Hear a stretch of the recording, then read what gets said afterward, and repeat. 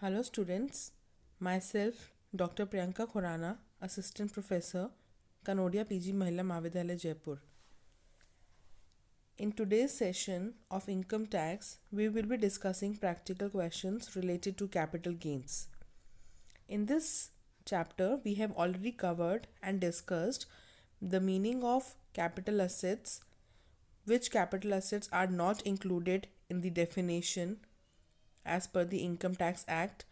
What do you mean by short term capital asset, short term capital gain, long term capital asset, long term capital gain, meaning of full value of consideration, cost of acquisition, cost of improvement in case of short term capital gain, and meaning of index cost of acquisition, index cost of improvement in case of long term capital gain.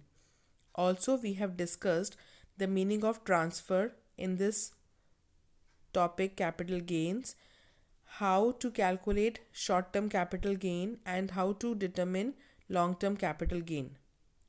In the last class, we have discussed the exemptions, which means capital gains which are exempted from tax on investment. So, we have discussed section 54, 54B, 54F, etc. Now, in this session, we will discuss the practical question related to capital gains for the assessment year 2020-21.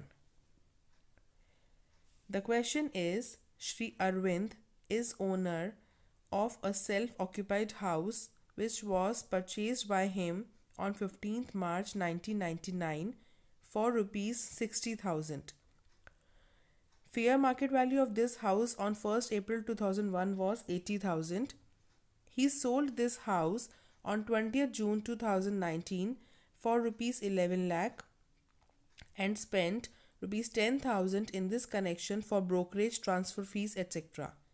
On 18th May 2019, he purchased a new house property for his residence for rupees 8 lakh. That means within 1 year he is reinvesting the amount of the consideration. Now, in this question, you have to calculate and compute the taxable income of Shri Arvind under the head capital gains for the assessment year 2020-21. Now, let us have a look at the solution. In this question, it is given the sale price of the house on 20th June 2019 was rupees 11 lakh. So we'll be starting with this amount. 11 lakh is the amount of full value of consideration, or we can say sale price of residential house. From this we will deduct two things. One is cost of acquisition, and we will deduct indexed cost of acquisition because in this case the sale has taken place after more than 3 years of the use. So there will be long term capital gain in this case. So we have to find out long term capital gain, and for this we have to deduct indexed cost of acquisition under section 48. So in the question it is given the fair market value of the house on 1st April 2001 was 80,000 rupees.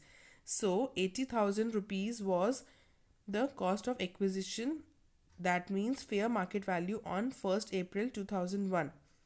And to index this cost of acquisition, we will multiply this 80,000 rupees by 289 because 289 is the CII of the year of transfer, and it will be divided by 100. Now, the index cost of acquisition is coming 2,31,200. From the full value of consideration 11 lakh, we will deduct 2,31,200 for index cost of acquisition. Also, expenses of transfer will be deducted 10,000. So, total amount of 241,200 will be deducted from 11 lakh rupees. Now, gross amount of capital gain will come to 8,58,800.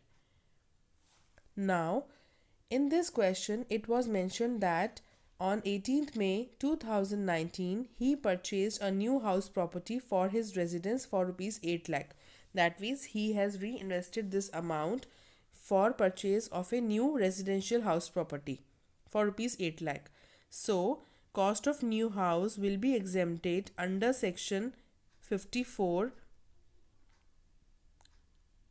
8 lakh rupees will be deducted from the gross amount of capital gain, and we will get 58,800 as long term capital gain, and this will be our final answer. Now let us discuss one more question. The question is illustration 24. On 1st August 1976, Mr. Manmohan purchased 400 shares of XYZ Company Limited at the rate of rupees 100 per share. On 31st December 1980, the XYZ Company issued bonus shares. Mr. Manmohan was allotted 600 bonus shares. The fair market value of the shares on 1st April 2001 was rupees 450 per share.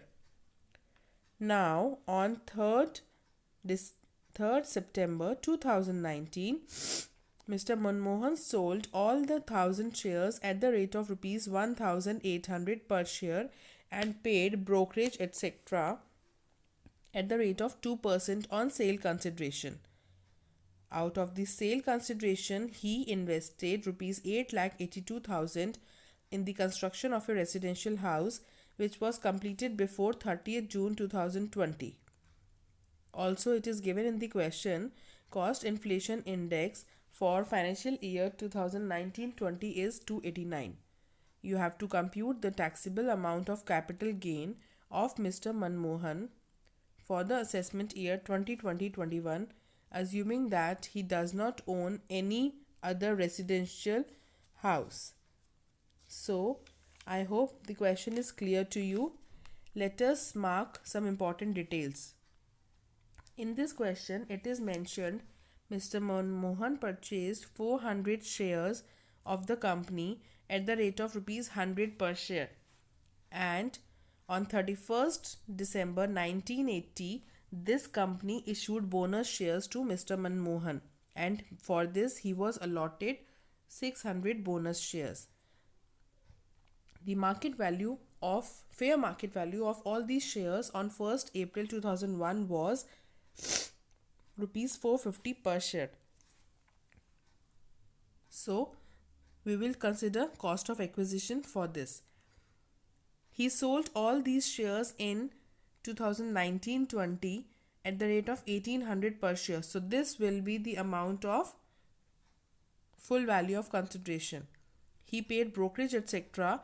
So, these will be expenses of transfer which are at the rate of 2% on sale consideration. Out of the sale consideration, he reinvested 8,82,000 in the construction of a residential house which was completed before 30th June 2020. So here in this case, exemption under section 54F will apply, and now we will see how this exemption will be applied in the solution.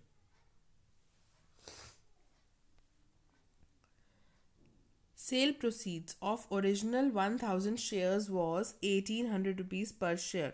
So 18 lakh rupees will be the sale proceeds. From this, 2% will be deducted as transfer expenses, which is 36,000. So the net sale consideration is 17,64,000. Deducting cost of acquisition from this, actual cost of 400 shares at the rate of 100 rupees per share was 40,000 rupees. And actual cost of bonus shares is always taken as nil. So total cost of 1000 shares will come to 40,000 because 600 bonus shares will be taken as nil cost of acquisition. Now, fair market value of these shares, all these 1000 shares as on 1st April 2001 is given as rupees 450 per share. So that means fair market value was 4,50,000. We will find out index cost of acquisition under section 48. This will come to 4,50,000 into 289 upon 100, because 289 is the cost inflation index which is given in the question also. This will come to 13,500,000 rupees.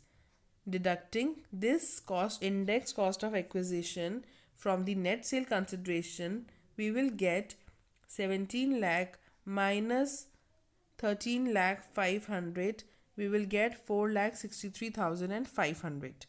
Now, under section 54F, if the amount of long-term capital gain is reinvested for construction of residential house, this is exempted to the limit. What is the amount of exemption? The amount of exemption is capital gain multiplied by amount invested upon net consideration received.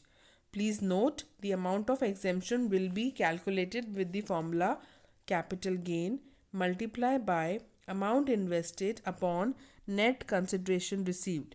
So with this formula, exemption will come to 4,63,500, which was the long-term capital gain, multiplied by 8,82,000, which was the amount invested, divided by net consideration received, which was 17,64,000.